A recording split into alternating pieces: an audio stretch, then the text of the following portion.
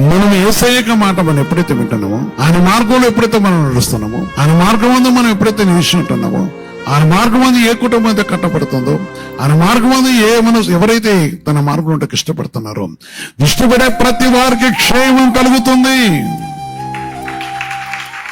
నీ కుటుంబానికి క్షేమం కలుగుతుంది, వ్యక్తిగతంగా నీ జీవితానికి క్షేమం కలుగుతుంది. పరిశుద్ధ పదమునకు సన్నిధిరా ప్రేమ సహోదరి సోదర, ఆయన ప్రేమమూర్తి, ఆయన కనికరి గల దేవుడు, నాడు నేడు ఏకరీతుకున్న దేవుడు.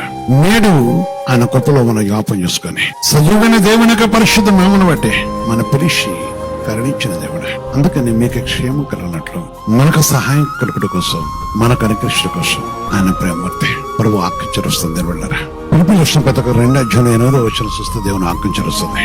మరియు ఆయన ఆకారము మనుషులుగా కనపడి మరణము పొందినంతగా, అనగా శిలువ మరణము పొందినంతగా విధేయత చూపిన వాడై తన్ను తాను తగ్గించుకునేను. దేవుడు తన పరిశుద్ధమునకు కనికరమును చూపేవాడు. యేసు ప్రభు తన్ను తాను తగ్గించుకున్నవాడు. ఆయన పరిశుద్ధ నామంటే తను తాను తగ్గించుకున్నవాడు. సర్వోన్నతమైన దేవునికి సన్నిధిలో జీవితం మనం ఛాలెంజ్లో బాధతో వేదనతో పడుతూ ఉంటాం. ఆయన పరిశుద్ధమైన సన్నిధిలో మనం జ్ఞాపం చేసుకొని క్రీస్తు యేసు నీ కోసం నా కోసం తగ్గించుకొని ఆయన స్థిర మరణం పొందినంతగా విధేయత చూపిన వాడే. అందుకని ఆయన పోలి మనం ఉండాలి, యేసయ్యను పోలిన వారమే ఉండాలి.